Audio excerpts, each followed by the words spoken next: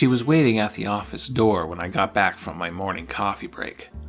The women I usually ran into in the rather dingy upstairs corridor were the aspiring hopeless girls who depended on the modeling agency next door. This one was different. It's the classic image, right? The mysterious woman walking into the seedy office of the hard-boiled detective, about to drop a case at his feet that's more trouble than it's worth. There's a certain tragic romanticism to it. The stoic masculinity of the private detective, the sultry presence of the woman looking to hire him, and the foreknowledge that this meeting will have terrible results. It's no surprise then that detective fiction has roots in Gothic horror. Edgar Allan Poe's C. Auguste Dupin was a man outside of law enforcement, solving murders for his own amusement. A character that not only predated the more famous Sherlock Holmes, he also predated the word detective. Dupin, Holmes, and later Agatha Christie's Hercule Poirot codified the image of the private detective as an eccentric social outsider, individuals of exceptional ability in the use of objectivity and logic, borderline superheroes.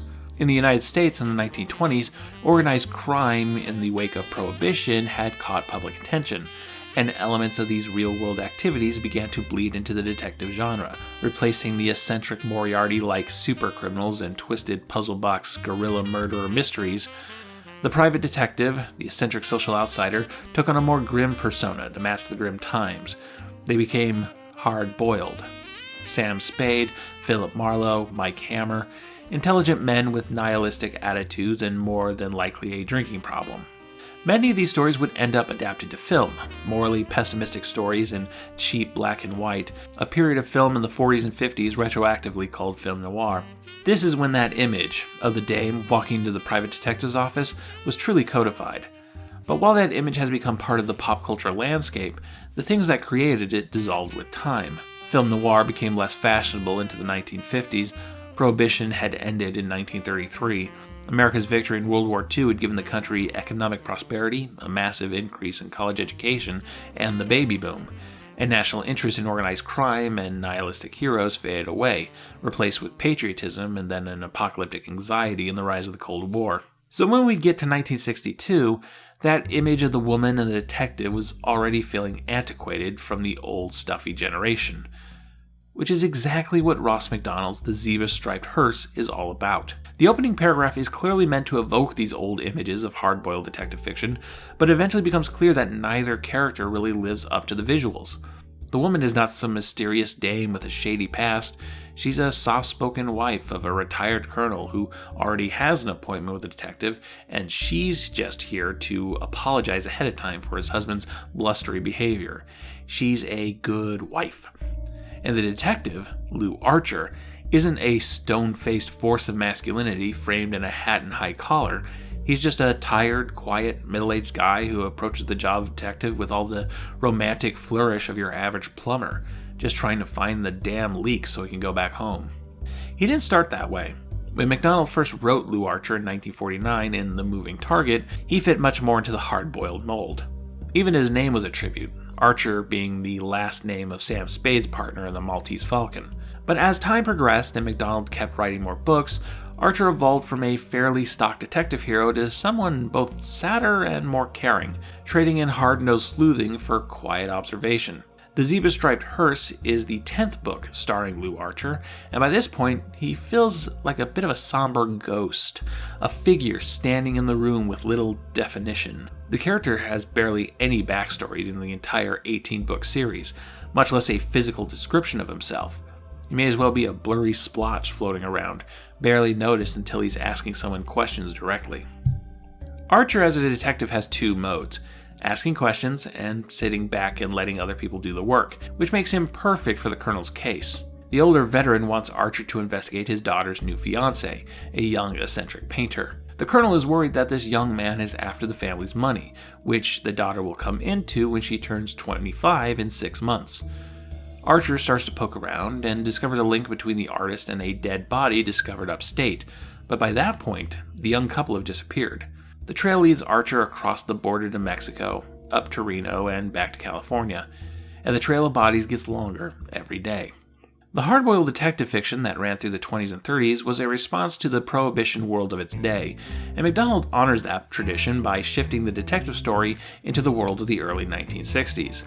The rise of suburban development, the then ease of crossing the US-Mexico border, and casino culture all play into the story. But more importantly, this book is about the incoming baby boomer generation and the impact of counterculturalism, especially in California. The main suspect of the story, Bruce Campen, is a proto-hippie, a painter who studies in the abstract. He loves freely, he walks around barefoot, and loudly distrusts law enforcement. You don't spend too much time with him in the book, but Archer does question one of his contemporaries, an art critic named Manny Meyer, who expresses a very different perspective on the sanctity of human life. I suppose you're hot on his heels. On the contrary, the trail is cold. I'm glad. Campen is a good painter. How good? So good that I don't greatly care what he did to his wife, he said softly. You live in a world of stark whites and blacks. My world is one of shadings, and the mechanism of punishment is anathema to me. An eye for an eye and a tooth for a tooth is the law of the primitive tribe. If we practiced it to the letter, we would all be eyeless and toothless. I hope he eludes you and goes on painting. What characters like Campen and Meyer present is a moral collapse. The sanctity of human life no longer has the value it once had. This is what the book's title and central image represents. The zebra-striped hearse actually has very little to do with the mystery. A bunch of carefree beach kids bought a used hearse and disrespected its role as a transport of the dead by painting it zebra-striped. Plot-wise, one of these kids finds a clue on the beach and gives it to Archer. That's their entire role in the mystery. Thematically, these kids and the hearse acts as a mascot of all that's wrong with kids these days. They just hang out instead of working. They don't respect their parents, they think they know everything, and they throw up a middle finger to death itself. This kind of generational anxiety towards baby boomers would become fairly common in detective and police fiction around this time. I'm most reminded of The LSD Story, a 1967 episode of Dragnet that preyed on fears of drug use among the hippie movement. This book doesn't go quite to that show's overblown extremes, but in placing the countercultural baby boomers in the role that was traditionally given to greedy mobsters, the zebra-striped hearse isn't exactly being nice to kids these days. And this is totally a kids these days book.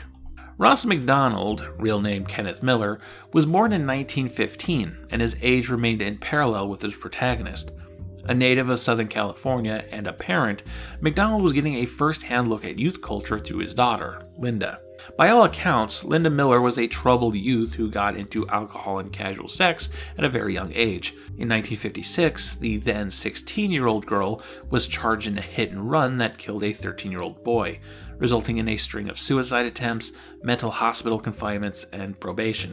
In 1959, 3 years before this book's publication, Linda went missing for 8 days, and Macdonald went looking for her in a well-publicized search with multiple non-fictional private detectives. She was eventually found in Reno, staying with a married man. In the zebra-striped hearse, Archer's search for the colonel's missing daughter, last seen with a married man, leads him to Reno, which makes up the middle portion of the book. It's very hard not to read Detective Lew Archer as an author stand-in, and this book as Macdonald working out a lot of generational anxieties resulting in his relationship with his daughter. The actual murderer in this mystery isn't the young artist, but the colonel's daughter. She's the one Archer ultimately confronts at the end, the final scene being a conversation between Archer and the girl in a church in Mexico. Are you a member of this church? I'm not a member of anything, but I thought I could find peace here. The people seemed so happy yesterday, coming out of Mass. So happy and peaceful. They're not running away from another life. You call it a life, what I had? She screwed up her face as though she was trying to cry, but no tears came. I did my best to end my so-called life. The first time the water was too cold. The second time Father wouldn't let me. He broke the bathroom door and stopped me. He bandaged my wrists and sent me here. He said that Mother would look after me. In this book, Macdonald effectively casts his own daughter as the antagonist, someone that his author stand-in has to try and come to terms with. And in the face of change, of grief, of desperation, the tropes of the hard-boiled detective begins to dissolve. I'm not really on Macdonald's side in all of this. I'm not exactly fond of kids these days sentiments. But there's no doubt the zebra-striped hearse is compellingly complex, even without the biographical details. which is good because as a structured mystery, this book kinda sucks. There's a number of convenient coincidences that regulate when the plot can move forward. Dead bodies that are found at just the right time, murder weapons that are way too easy to track down, a baby grabbing something that turns out to be a clue. On the other hand, there's a lot of characters that withhold information for no good reason. It's not incriminating information, they're not guilty, they just don't trust authority, which, okay, in the real world, sure, don't talk to cops without a lawyer present. But as far as mystery fiction goes, these characters are withholding information because the mystery would be solved in 30 pages and we could all go home otherwise. It certainly doesn't frame Lew Archer as an exceptional detective, just the guy who happened to be there at the time. Also, with Archer being Macdonald's stand-in in mind, Archer is far too critical of women's appearances, which actually doesn't feel out of place with older hard-boiled fiction, but it's telling that this is the element of the genre Macdonald decided to keep intact. Macdonald's version of California is also aggressively white. I wouldn't go so far as to say that the zebra-striped hearse is good fiction, but it's staggeringly fascinating as a piece of early 60s social anxiety filtered through a pulp genre. It feels like a one-of-a-kind work, something worth studying, if not worth reading as entertainment.